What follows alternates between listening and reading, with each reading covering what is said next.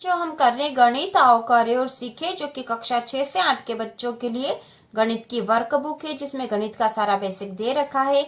और आज हम इसमें करेंगे पेज नंबर 133। ठीक है, पेज नंबर 133 पर जो अभ्यास है, ठीक है, अभ्यास 117 आज हम करेंगे। और इसकी उप अवधारणा अभाज्य संख्या। ठीक है, अभाज्य संख्या हमने इसके पिछले वीडियो में, जो कि पेज नंबर 132 पर था, उसमें भी हमने देखी थी। तो अभाज्य संख्या हमें अच्छे से समझ में आती है। दिनांक आप बच्चों लिख लोगे जिस भी दिनांक को आप करोगे।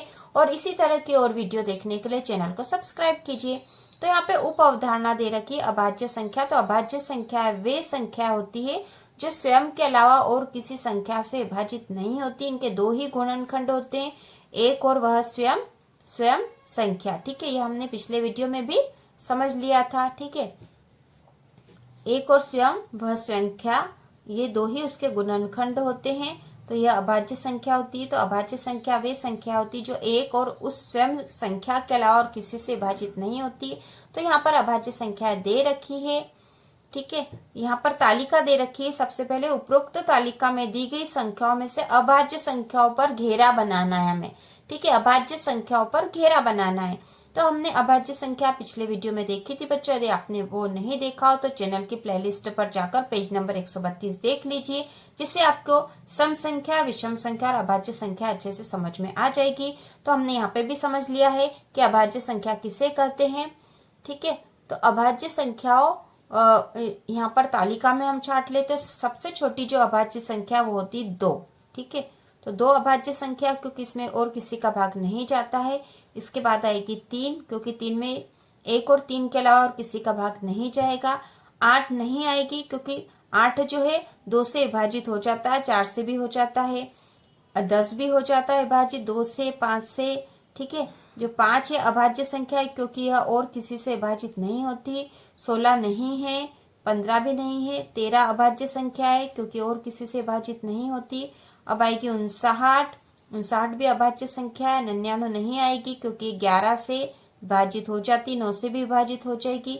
7 जो है अभाज्य संख्या है। उसके बाद 97 जो है, 97 अभाज्य संख्या है। ठीक है, 97 अभाज्य संख्या है। फिर है 17 अभाज्य संख्या है। 17 के बाद 29 जो है अभाज्य संख्या है। और 73 अभाज्य संख्या है। और 79 जो है अभाज्य संख्या। तो इस प्रकार हमने अभाज्य संख्याओं पर घेरा बना दिया है। अब अगला जो हमें प्रश्न दे रखा है, 21 से 50 तक की संख्याओं में आने वाली अभाज्य संख्याएं लिखिए।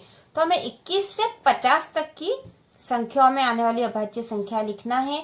तो हमें पता होना चाहिए कि 21 से 50 तक कौन कौन सी संख्याएं आएगी। तो हम यहाँ लिख लेते हैं 21, 22, 23, 24, 25, 26, 27, 28, 29, 30। ठीक है, तो इनमें जो है इसके बाद आएगी 31, 32, 33, 34, 35, 36, 37, 38, 39, 40, 41, 42, 43, 44, 45, 46, 47, 48, 49 और 50।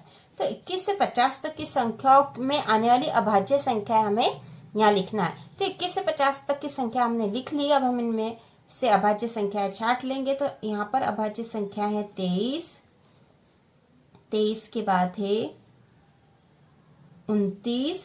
ठीक है, 29। फिर है 31, 31 के बाद आ जाएगी 37। ठीक है, 31 के बाद 37। फिर है 41, 43, फिर 47 और ठीक है, बस इतनी ही आएगी। ठीक है, तो हम यहाँ पर अभाज्य संख्या लिख देते हैं। हमने छाट ली है। तो ये है 23, 29, 31, 37, 41 और 47। ठीक है, तो ये अभाज्य संख्या हमने लिख ली है। ये है अभाज्य संख्या जो कि 21 से 50 तक की संख्याओं में आती है। अब है 15 से छोटी सभी अभाज्य संख्याएं लिखिए। ठीक है, 15 से छोटी अभाज्य संख्या लिखना है।